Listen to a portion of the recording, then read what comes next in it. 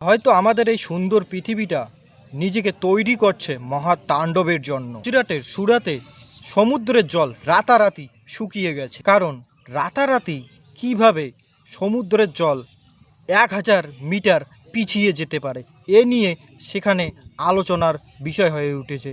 এটাই সুরাতে এখন ভয়াবহ অবস্থা, কারণ সেখানকার লোকেরা ভয় পাচ্ছে, কারণ তারা মনে করছে যে এটাই মহাপ্রলয়। কারণ একই রাতে তো সমুদ্রের জল উধাও হয়ে যেতে পারে না, তাই না? কারণ যেখানে এক সময় সমুদ্রের ঢেউ আসতো সেখানকার জমি এখন প্রায় শুকনো হয়ে আছে। যেদিকেই তাকাবেন বড় বড় জাহাজগুলো শুকনো জমির উপরে দাঁড়িয়ে আছে। আসলে কথা হলো এই সমুদ্রের জল আসলে গেল কোথায়? পৃথিবী কি সত্যিই নিজের কোনো মহাতাণ্ডব দেখাতে চলেছে, যেটা আমাদের সতর্কবার্তা দিতে চাইছে? কি এমন কারণ থাকতে পারে যে সমুদ্রের জল রাতারাতি শুকিয়ে গেল?